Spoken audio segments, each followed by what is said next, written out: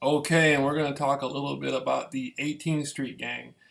And the reason why I'm doing that is because I don't want people to get the wrong impression about who I am and what I represent.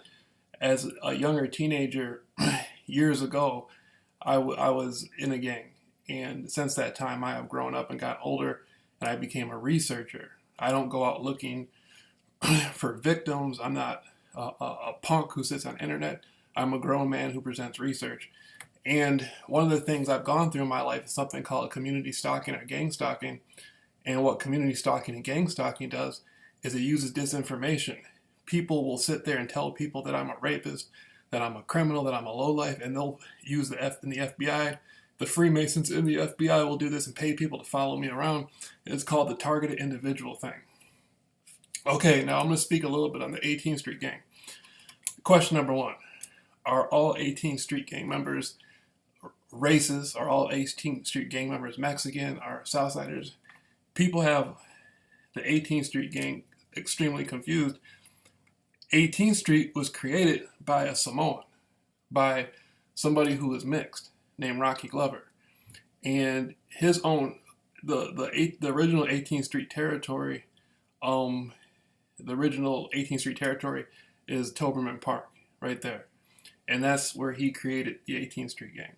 And he would recruit, people from various different areas, tagging cliques, graffiti artists, whoever, and just jump the people into the gang. Now, formerly, he was not Mexican, so he couldn't join a Mexican gang. He couldn't go join Clan Tone. So he said, you know what? Fuck it, I'm straight. I'm going to start my own thing. And he was a Mexican. So he started hanging out with whoever wanted to join. Black, white, Mexican, whoever. It doesn't matter who you are. If you want to be down, you can be down. So essentially, the original 18th Street gang members were not Hispanic, but a lot of original 18th Street gang members are Hispanic, and that's what is known today. And if you're from 18th Street, then you're from 18th Street. It doesn't matter if you're Mexican or not. But the general vibration and the general area in LA has changed so much over the years to the point to where most people want to be fit in with the South Side, the Sureño image, and see. Um, my feeling is that I think Rocky Glover should be freed and let out of prison. I don't think he's nearly. I don't. He's not. People sit back and watch these documentaries of El Salvador and watch this stuff going on all over the world, and they may present him as being Israel. He doesn't really have anything to do with that stuff. He was just an older type guy that hung out with the original guys, and that brand got created, and it became famous. And a lot of people don't even know who he is. And I think he should be released immediately. That's my feeling. And but the funny part about it is, the really funny part about the whole thing is all the neighborhoods that 18th Street claims and all the neighborhoods that 18th Street got. What neighborhood has Toberman Park, where he grew up at?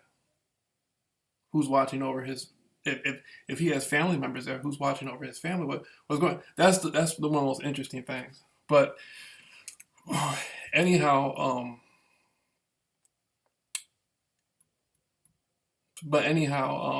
so people, so being from 18th Street and then being a Southsider is two different things. But then again, it's one and the same as well. Because I don't think he's in the joint. I don't think he's a Southsider. So and he known as the founder. So people don't even think about that. People don't know anything about 18th. They don't know anything about that, and so, but that has nothing to do. My gang stalking stuff has more to do. That's the government that pays people to follow people around. It has nothing to do with street gangs. I just showed people that when I was younger, as a teenager.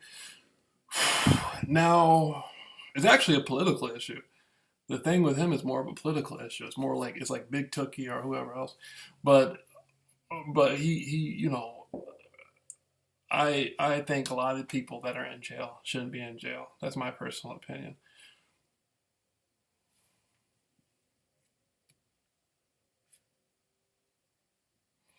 Now I think a lot of the stuff And I think a lot of the people have got pushed into a lifestyle that I think is the same for everybody. I think whether they're Mexican or black or whoever they are, I think the lifestyle and the penal system, especially on the West Coast, same thing in Chicago, same thing other places of the world. Um, Now let me get into my research. Okay, so I want to talk about the spiritual dynamic. To maybe I should save that for a different video.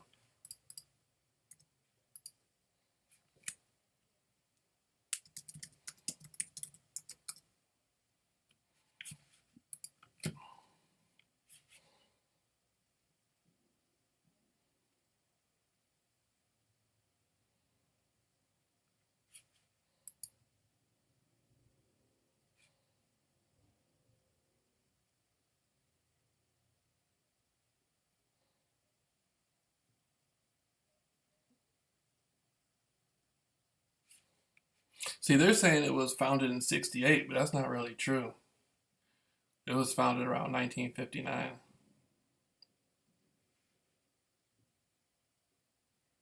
And Rocky was known as the most violent member of the 18th Street Gang. And the Clanton throwaways is what it was like a disrespect. And today, the 18th Street Gang is more Salvadorian. See, there's different generations. Like, there's people from 18th Street who are Asian, who are white, who are black, who don't know anything about what's going on. They don't know anything about anything that happened in South Central. They don't know anything about what's going on there. So these are just people who grew up in the area or who are a part of it, who moved on with their life. And you see, okay, Sleepy Lagoon incident with 38th Street Gang, the national news media coverage of the Los Angeles problem, leading to the 1943 Zoot riots. 2 decades later, in the 60s, Clanton 14 was purely a Mexican-American Chicano gang with the Hispanic ethnicity. There were people allowed to join.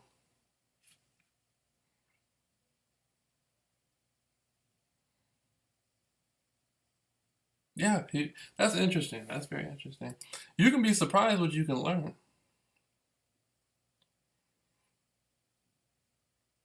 That's crazy. So you got somebody. That's crazy.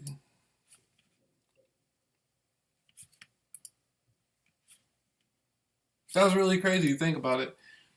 A man who's Samoan started is known is him. It's not. It wasn't just him, but he's known for creating a gang that's all over the world, and nobody even knows who he is. But the majority of the people from, you know what I mean, and then nobody even know.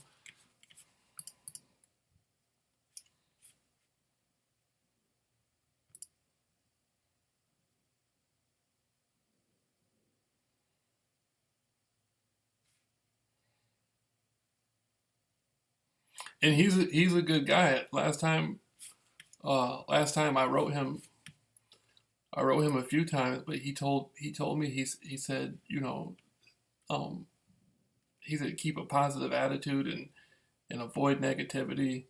And he just wanted, I told him, I said, I hope you get out, I hope you get your parole. And he was very respectful and very nice. And I think he deserves his time,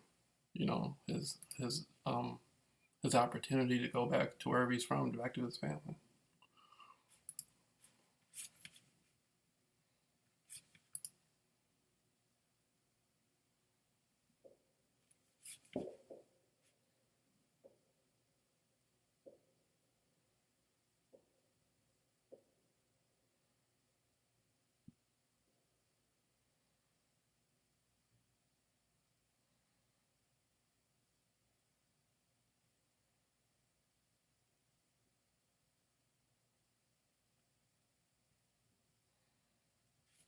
Yeah. And I'm gonna come out with some new presentations. Gangs don't really impress me. I want to be honest with you. I've been researching stuff my whole life, and street gangs really don't impress me. Like, people are on the internet talking about just MS-13 and Bloods and Crips and gangsters. Like, that stuff doesn't really impress me. What impresses me is spiritual knowledge and learning about like the occult. Cause that stuff's more impressive. It's more impressive for me to listen to a lecture from like a lecture on psychology from like Harvard or Princeton or Yale, that stuff's more impressive to me.